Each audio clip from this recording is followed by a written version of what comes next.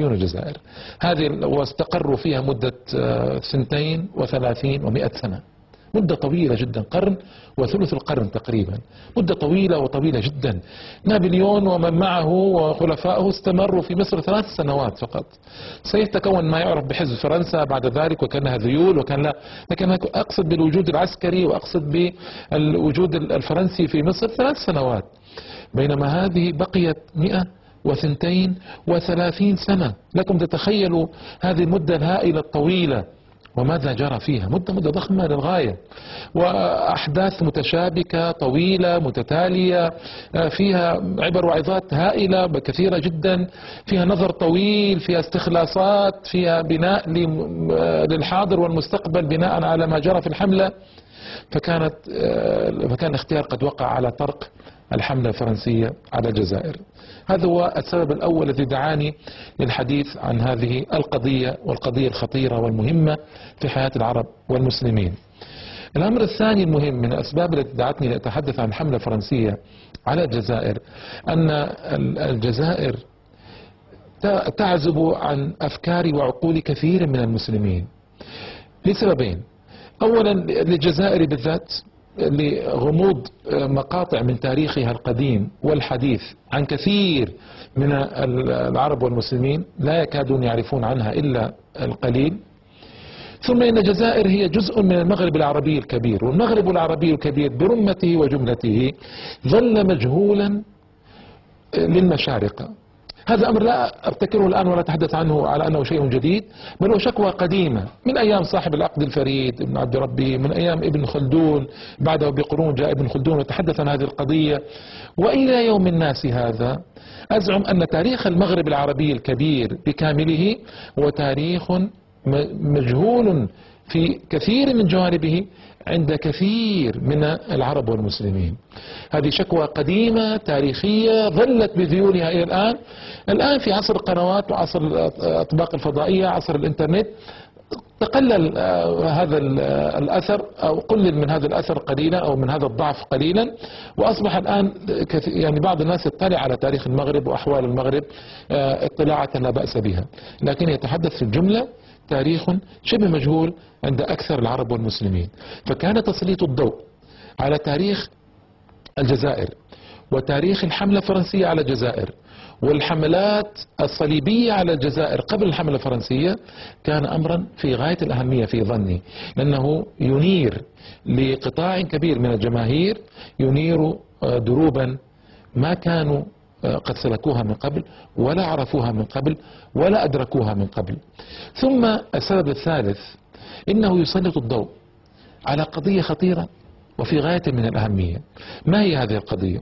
وهي قضية أن هذا الشعب العظيم، الشعب الجزائري، شعب ضحى طويلا وأعطى طويلا وبذل كثيرا، لكن للأسف هضمت حقوقه، طمس كثير من تاريخه، أسيء فهمه في كثير من الأحوال عند الجماهير العربية والإسلامية.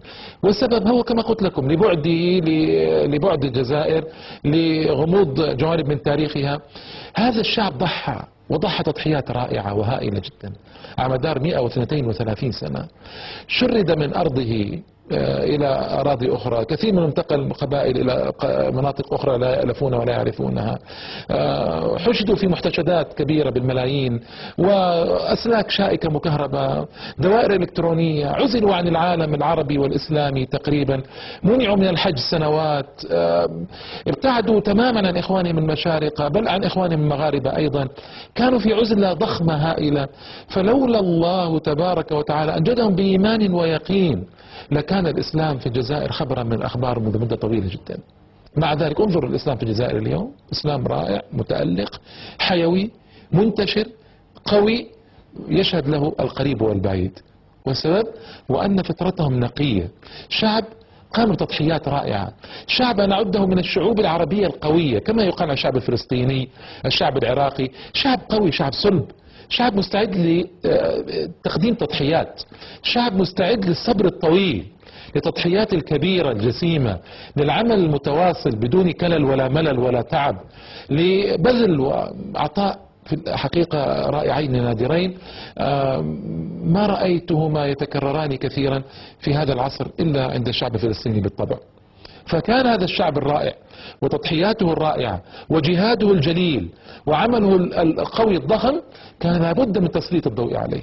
وأنا أصدقكم قولا أتحدث عن نفسي على أن عندي اهتماما في المواضيع التاريخية.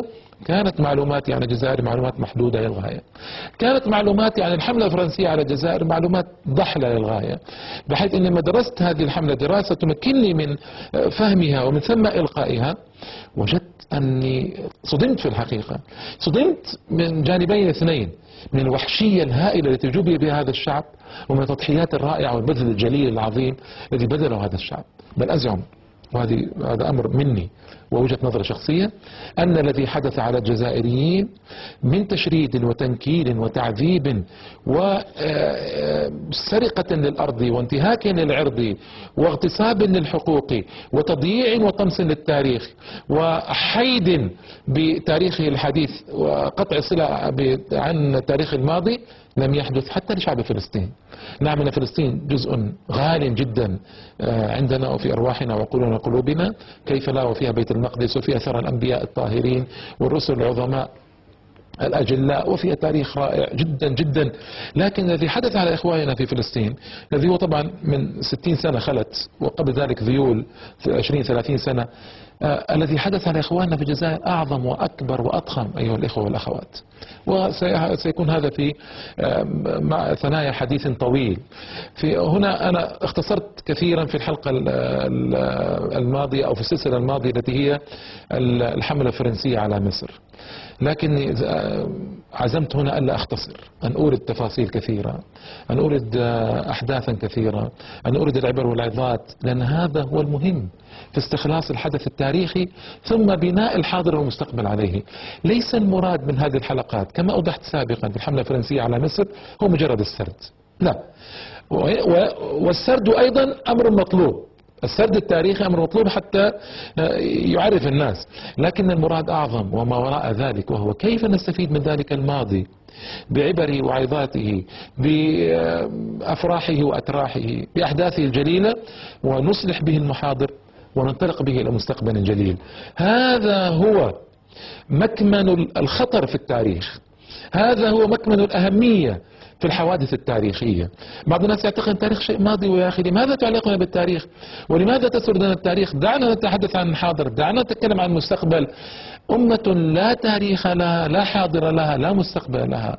حتى الأمم ذوات التاريخ الذي ابتدأ حديثا يحاولون أن يخترعوا أنفسهم تاريخا، يحاولون أن يضعوا لأنفسهم ما ليس لهم. فالجزائر ذات التاريخ الناصع الرائع الجليل وجب أن يذكر تاريخها وتضحياتها وبذلها، وكان هذا في الحقيقة من أهم الأسباب التي دعتني للحديث عن الحملة الفرنسية على الجزائر. الأمر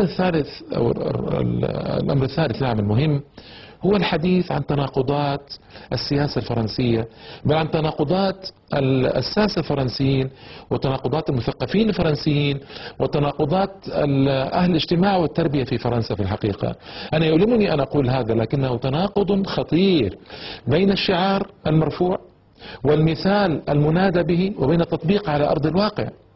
تناقض خطير للغاية.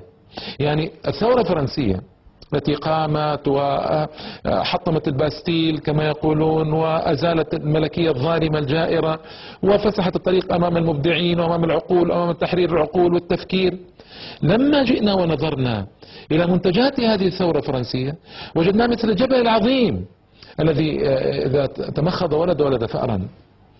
والسبب أن الذي ذاق ويلات نتائج الثورة الفرنسية لم يكونوا المسلمين في البدايات، إنما هم أهل أوروبا أنفسهم. أهل أوروبا أنفسهم هم الذين ذاقوا الويلات من الثورة الفرنسية هذه التي انطلقت لتكون جحيما وسعيرا وعذابا على أوروبا وروسيا كما هو معلوم من تاريخ الثورة الفرنسية. هذا أولا. ثم بعد ذلك اصطلى بنارها المسلمون ابتداء من مصر ثم الجزائر ثم المغتصبات الإفريقية التي دخلوها وكانت بلادا إسلامية في أكثرها، وما جرى بعد ذلك من احتلال سوريا في 1920 ولبنان، وما جرى من الفرنسيين من تعديات على العالم الإسلامي، وقبل ذلك العالم الأوروبي، يوضح بجلاء أن عند الفرنسيين مشكلة ليست موجهة ضد المسلمين فقط، وإن كان معظمها وجلها ضد المسلمين، لكن حتى ضد الأوروبيين الذين اضطروا للتكتل كتلة واحدة كما شرحت ذلك في الحلقات الماضية في الحملة الفرنسية على مصر، كتلة ضخمة واحدة اجتمعت ضد فرنسا حتى أخرجت نابليون من الحكم ونفته إلى جزيرة سانت هيلانا، وأنهت بذلك حقبة مريرة من الصراع الفرنسي الأوروبي. فأنا عندما أتحدث عن تناقض الثورة الفرنسية وتناقض نتائج الثورة الفرنسية